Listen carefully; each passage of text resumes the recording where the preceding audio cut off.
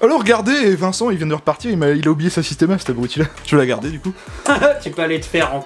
Mais t'étais caché où? Je t'avais pas vu. Je suis toujours là, tu peux pas me voir. Donc tu nous as présenté quoi là? Alors ça, c'est mon joujou principal. Pour ceux qui ne l'auraient pas deviné, c'est ma Systema PTW. Version Max 2 de 2012 en custom MK18 avec un deuxième upper pour le jeu de nuit. Pourquoi le jeu de nuit? Parce qu'il y a l'EOTech et la NVG derrière. Alors bien sûr la NVG je ne joue pas avec les mains libres parce que c'est totalement interdit. Qu'est-ce que t'appelles avec les mains libres? En gros c'est une fixation de NVG derrière sur une arme ou une réplique. En gros avoir les mains libres et voir pendant la nuit c'est strictement interdit. Donc en gros on doit avoir la NVG dans la main au strict minimum. Donc quand tu dis main libre c'est genre si elle t'est sur... Sur les casques c'est interdit. Ah oui d'accord. L'utilisation en main libre c'est interdit. Là je vous présente juste les deux répliques, qui a été grandement modifié, donc je l'avais eu en échange d'un VSR10 qui était monté 100% PDI, juste la crosse qui n'était plus PDI. En externe, il y a beaucoup de pièces qui viennent de chez AliExpress. Alors oui, il y en a qui vont critiquer AliExpress, etc. Mais en attendant, c'est là où j'ai trouvé les éléments qui se rapprochaient le plus et le moins cher du custom que je voulais. A commencer par le réducteur de son, et non pas un silencieux, comme on peut appeler ça, qui lui est dévissable en fait, via ici, et qui nous cache, alors je sais pas si on voit bien la vidéo. Tu veux montrer quoi les marquages? Les marquages Surefire. Alors ça oui, je suis très puriste dans l'ensemble, dans le sens où il me faut absolument les marquages. C'est peut-être idiot pour certains. Donc dans le milieu, t'es ce qu'on appelle le gros puriste. Voilà, c'est tout simplement puriste. Okay. Jusqu'au pareil au cache-flamme, donc là je peux le dévisser parce que je l'ai pas fixé. Le cache-flamme vient d'AliExpress aussi, hein, je l'ai commandé sur le même site, et qui a les marquages Surefire. Ah oui, en effet. Eh oui.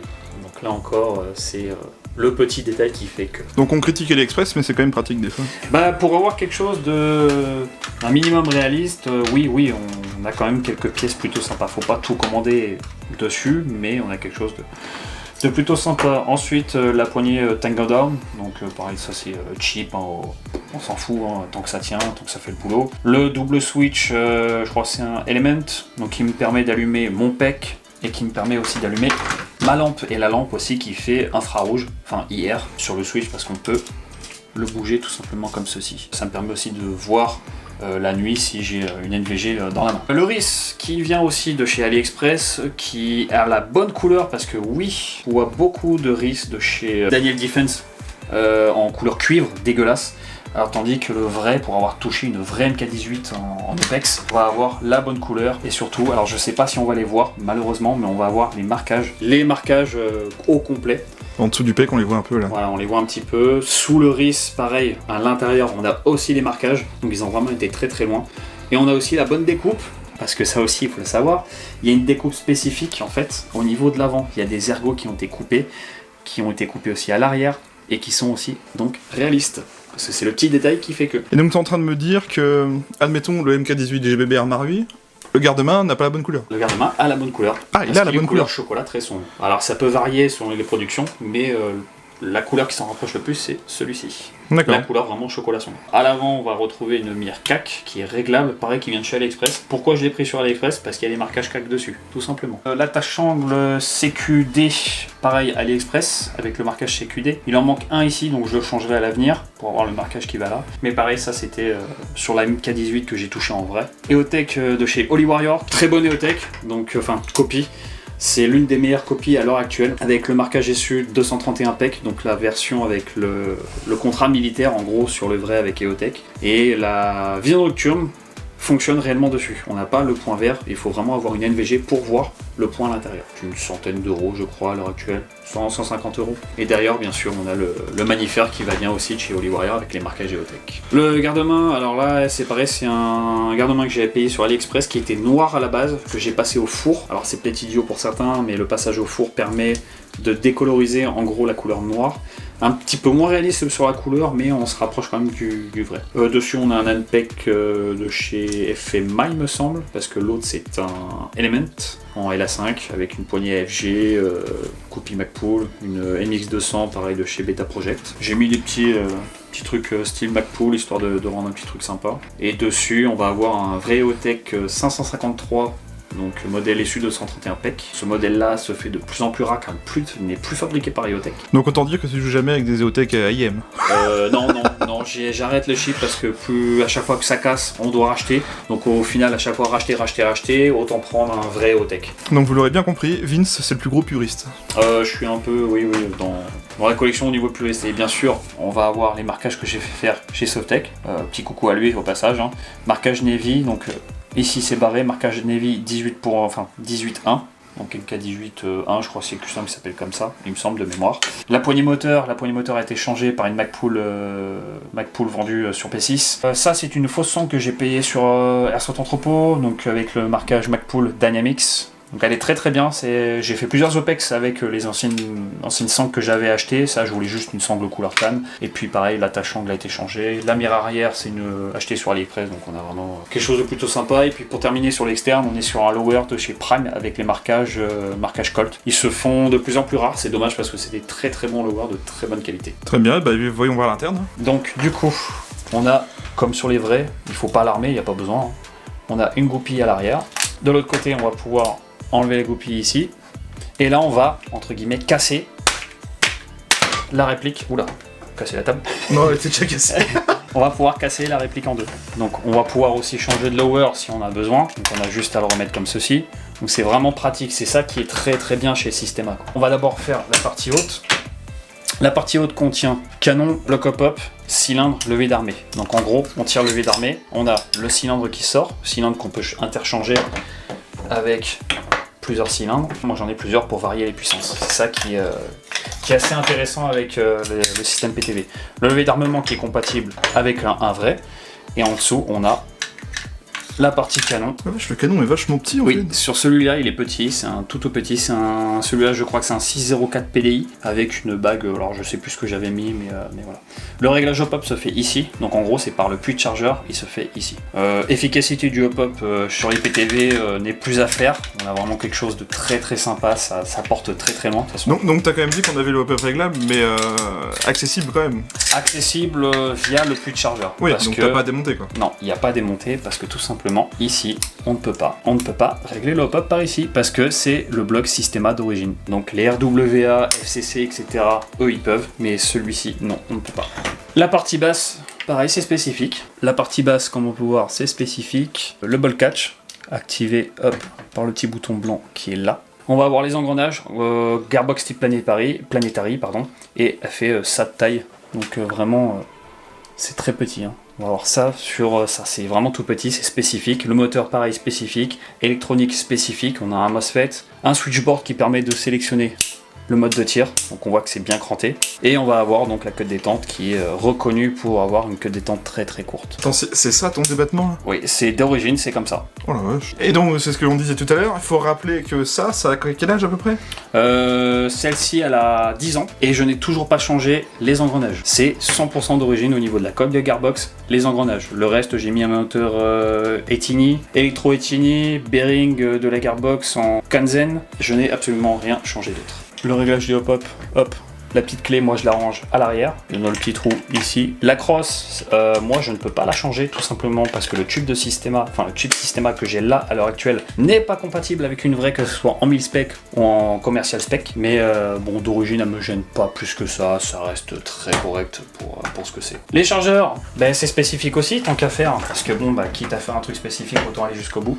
Ça c'est le chargeur d'origine, donc de chez Systema, donc on a bien, avec un vrai Magpul, marquage Systema. Donc c'est des chargeurs Stanag en acier 120 coups, donc ils sont très très résistants pour avoir fait le test. Les avoir jetés par terre ou quoi dans le feu de l'action, mais c'est spécifique, et sachant que quand on en a 6 ça rajoute du poids, c'est très réaliste, mais voilà, ça pèse un âne mort. Là il est un peu rouillé, donc vu que c'est de l'acier, hein, mais on est sur quelque chose de très très sympa. C'est marrant parce que le puits ça ressemble à moitié à un GBB1.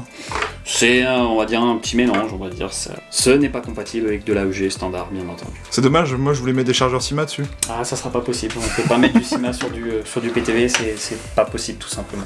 Puis là on a le système d'arrêt de tir à l'arrière, qui permet de faire lever le ball catch dès qu'il n'y a plus de billes. Une énorme évolution dans Airsoft au niveau de la mécanique, au niveau de l'utilisation, etc. C'était d'abord pour les forces de l'ordre, donc que ce soit police, militaire, etc. Et ensuite ça s'est démocratisé dans l'Airsoft. Ça vaut une fortune Pour ce que c'est, avant ça valait beaucoup plus cher que ça. Ça a un petit peu baissé au niveau du tarif, je dis bien un petit peu, mais ça reste vraiment un prix exorbitant pour ce que c'est. À l'heure actuelle, on fait beaucoup mieux avec de l'AEG. Il suffit juste de trouver les bonnes pièces, de les monter. Mais honnêtement, ça ne vaut plus le coup d'acheter une Systema neuve. D'occasion, oui, pourquoi pas, mais neuve, ça ne vaut absolument plus le coup à l'heure actuelle. Et donc, vraiment, si tu dois vraiment conseiller ça à quelqu'un, ça serait pour quelles conditions? Qu'il soit vraiment puriste à fond ou... Puriste à fond, 1000 sim, ou qui aime vraiment la belle mécanique et la réplique qui tourne sans problème. Malheureusement, dès qu'il y a un problème, ça coûte une fortune à réparer. Le prix des pièces a explosé dû au Covid et à la reprise, etc. Le prix des pièces a vraiment explosé. C'est un moteur, un QMI, on peut le trouver à 400 € maintenant, 400, 450 €, alors qu'avant à 200, 250, 290 €, on en avait un quoi. Maintenant les prix ont vraiment explosé. On pourra aller faire les tests de tir juste après. Enfin, je vais te laisser faire les tests de tir.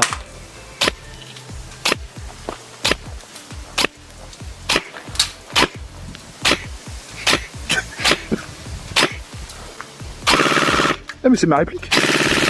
Surtout pas, non. T'as essayé du MK18 à Vince? Enfin une Systema.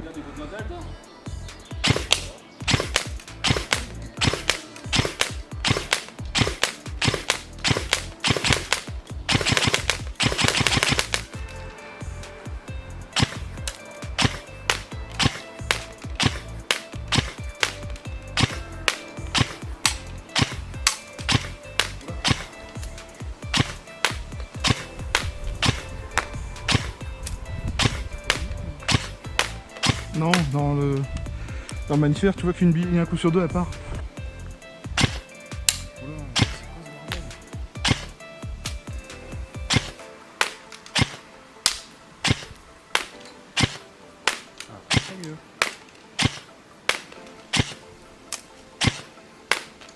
Regardez, c'est moi qui dis.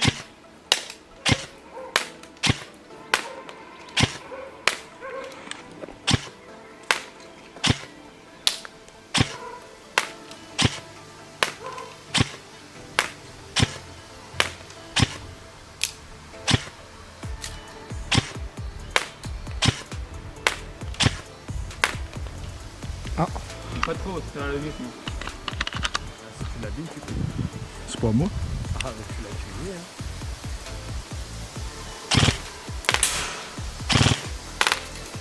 Et on continue. On met du blanc. Vas-y, hein.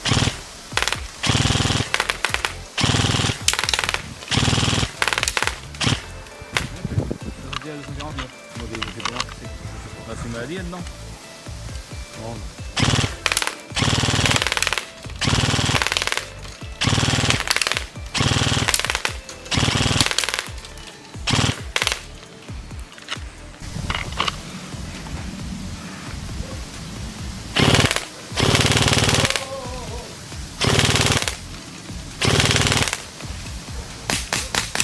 Ma cible!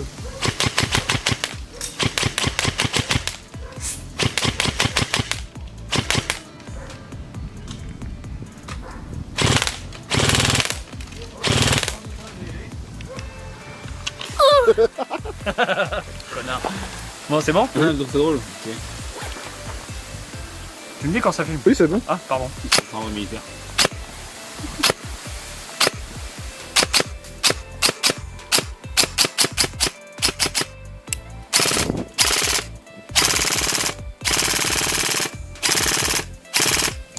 Et bien sur ce, merci à tous d'avoir regardé cette vidéo, c'était une présentation du Systema de Vince.